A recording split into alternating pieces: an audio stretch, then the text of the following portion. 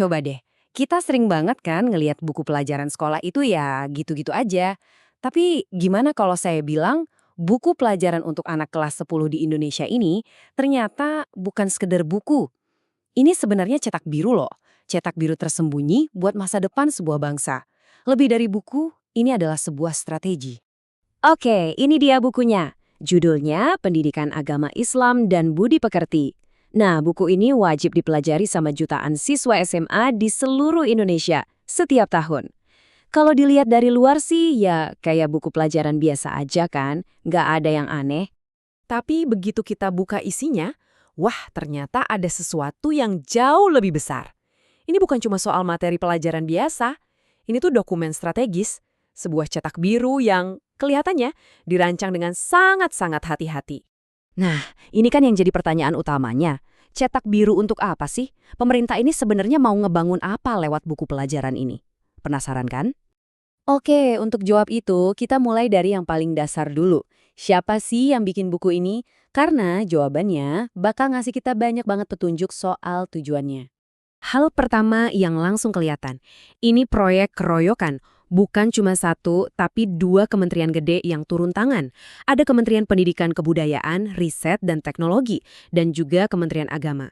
Nah, kolaborasi dua kementerian ini itu sinyal kuat banget.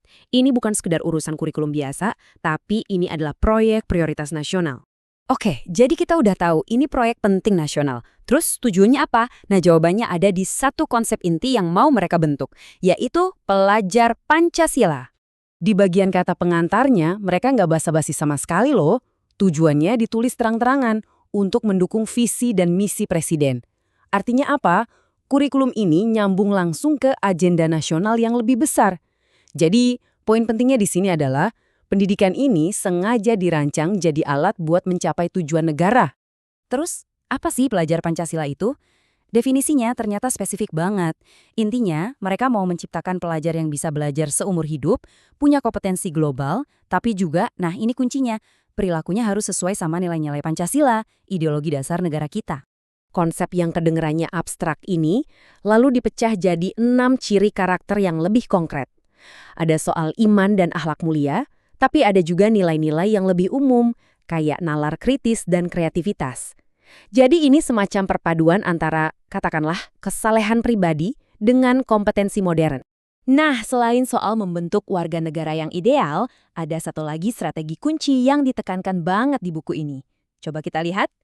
Ternyata, selain pelajar Pancasila, ada satu konsep lagi yang jadi sorotan utama, moderasi beragama.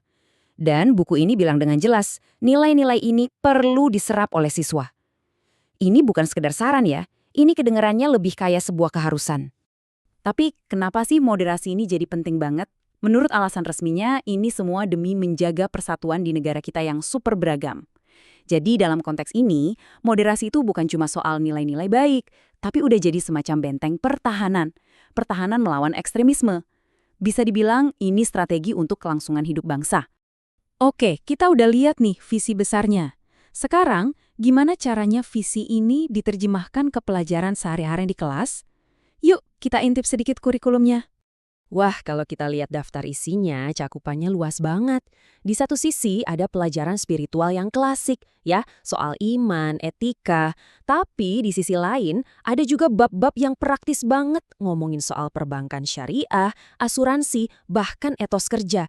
Kelihatan banget kan, ini kurikulum yang dirancang untuk kehidupan nyata. Dan cara ngajarnya juga modern loh. Misalnya, konsep berlomba-lomba dalam kebaikan itu dijelasin pakai format komik yang asik. Jadi pelajarannya nggak abstrak, tapi langsung dihubungin sama pencapaian-pencapaian modern, contohnya kayak menang kompetisi teknologi tingkat nasional. Keren kan? Oke, jadi setelah kita bedah buku ini dari awal sampai akhir, apa sih kesimpulan utamanya? Pelajaran apa yang bisa kita ambil dari cetak biru pendidikan ini? Intinya begini. Buku ini bukan sekedar buku. Ini adalah sebuah instrumen yang sengaja dirancang untuk, bisa dibilang, rekayasa sosial. Tujuannya jelas, membentuk generasi baru orang Indonesia. Generasi yang bisa menyeimbangkan antara identitas agama yang kuat, tapi di saat yang sama juga punya komitmen penuh pada negara yang beragam dan modern. Di kata pengantarnya, Direktur Pendidikan Agama Islam menutup dengan harapan yang kuat ini. Ini seolah-olah menggarisbawahi betapa besarnya taruhan dalam proyek ini. Di mata mereka, masa depan bangsa sangat bergantung pada berhasil atau tidaknya proyek pendidikan ini. Dan ini membawa kita ke satu pemikiran terakhir. Coba deh kita renungkan. Setiap buku pelajaran di negara manapun itu sebenarnya menceritakan sebuah kisah. Kisah tentang masa depan seperti apa yang ingin dibangun oleh negara itu. Nah, pertanyaannya sekarang, untuk kita semua. Kira-kira kisah apa yang diceritakan oleh buku-buku pelajaran di negara Anda?